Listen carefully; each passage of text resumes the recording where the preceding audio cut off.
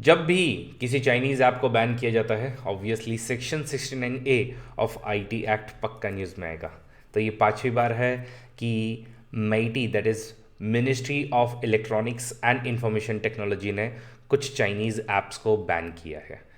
तो चलिए इस वीडियो में हम लोग समझ करके लेंगे section 69A of IT act. My name is Arvind Singh Raj Purohit और अन अकेडमी के यूपीएससी अनस्टॉपेबल्स चैनल पर आप सभी का स्वागत है। अगर आप लोग इस वीडियो को पहली बार देख रहे हैं तो हमें सब्सक्राइब करना मत भूलिएगा।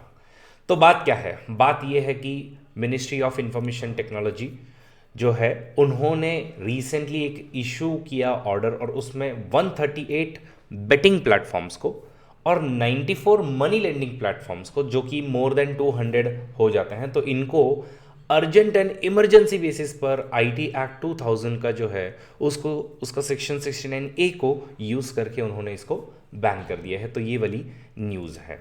अच्छा, अब ये एग्जैक्टली किया क्यों गया, मतलब व्हाट वाज द रीज़न? ये रीज़न आपको बताने के पहले मैं आप लोगों को कुछ एक न्यूज़ जो है वो सुनाना चाहता हूँ जो साल 2020 की है। जब लॉकडाउन चल रहा था तो उस समय में एक बहुत बड़ी न्यूज़ जो है वो चल रही थी और ऐसी हज़ारों न्यूज़ थी। तेलंगाना से एक न्यूज़ थी कि एक इंस्टेंट लोन ऐप जो है उसके वजह से एक सुसाइड जो है वो एक व्यक्ति ने किया है, जिसमें आप लोग यहाँ पर पढ़ रहे होंगे डीएनएम संतोष कुमार जो कि विशाखापट्टनम के हुआ करते थे।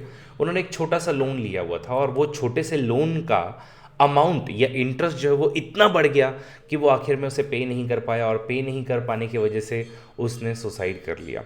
तो इसी चीज़ को ध्यान में रखते हुए अब गवर्नमेंट ने ऐसी कुछ ऐप्स जो बेसिकली चाइना से लिंक्ड हैं और उनके अंदर में ऑब्वियसली हमारी इंडिया की सॉवरेंटी और इंटीग्रिटी को तो वो थ्रेट पहुंचाती है, बिकॉज उनको कुछ इन्फॉर्मेशन इस तरीके से चाइना को शेयर करनी होती है जो हमारी एकदम बहुत ही इंपॉर्टेंट इन्फॉर्मेशन को देती है।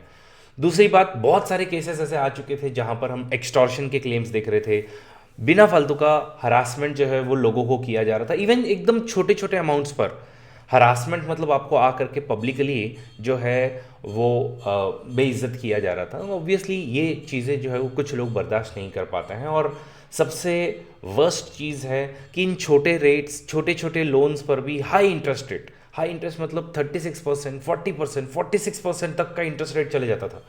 और इसके वजह से ऑब्वियसली ये जो छोटे जो लोन लेने वाले जो लोग थे उन लोग इसको पे नहीं कर पाए और पे नहीं कर पाने के बाद में इस तरीके से बहुत सारे लोगों ने सुसाइड भी किया था। तो ऐसे कुछ मल्टीपल रीजंस की वजह से फाइनली हम लोगों ने section 69A of IT act जो है उसको यूज़ किया और हम लोगों ने इस तरीके से इन ऐप्स को बैन किया। अच्छा, ये section 69A of IT act क्या पावर देता है गवर्नमेंट को? तो ध्यान रखिएगा, ये गवर्नमेंट को अलाउ करता है कि गवर्नमेंट जो है वो किसी भी कंटेंट को ब्लॉक कर सकता है ऑनलाइन, खास करके जो इंटरमीडिएटरीज हैं उनके।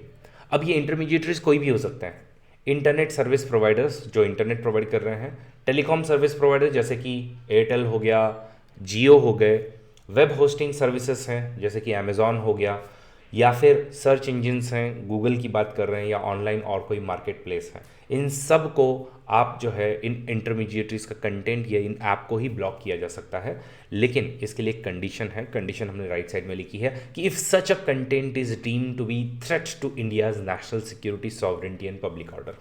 अब ऑब्वियसली अगर लोग सुसाइड कर रहे हैं प्लस हमारा इंपॉर्टेंट डेटा उनके पास में अगर जा रहा है तो सेक्शन 69A को हमको यूज़ करना ही पड़ेगा ताकि इंडिया की नेशनल सिक्योरिटी, सॉवरेंटी और पब्लिक ऑर्डर बना रहे।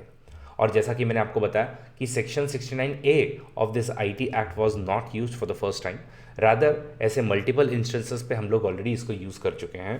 प्रीवियस बैन्स में अगर हम लोग देखें तो जब हमारा चाइना के साथ में क्लैशेस चल रहे थे लाइन ऑफ एक्चुअल कंट्रोल पर, उस समय में अगेन मेइटी ने उस समय 59 ऐप्स जून में इस तरीके से बैन किए थे, जिसमें TikTok, SHAREit, Shin, Xiaomi, MI community जैसे बड़े बड़े ऐप का नाम था। बाद में वापस सितंबर 1, 2020 में गवर्नमेंट ने 118 से भी ज़्यादा ऐप, जैसे जिनमें सबसे पॉपुलर एक ऐप हुआ करती थी पबजी, उसको बैन किया था। देन आगे और 49 ऐप जो है वो नवंबर 2020 में, और उसके बाद में अभी पिछले साल एग्जैक्टली 14 फरवरी को, आज भी 14 फरवरी है, तो बराबर 14 फरवरी को इन्होंने एक अगेन 54 चाइनीज़ ऐप्स जो हैं जिनमें गरेना फ्री फायर जैसे जो ऐप्स थे उन सबको बैन किया हुआ था।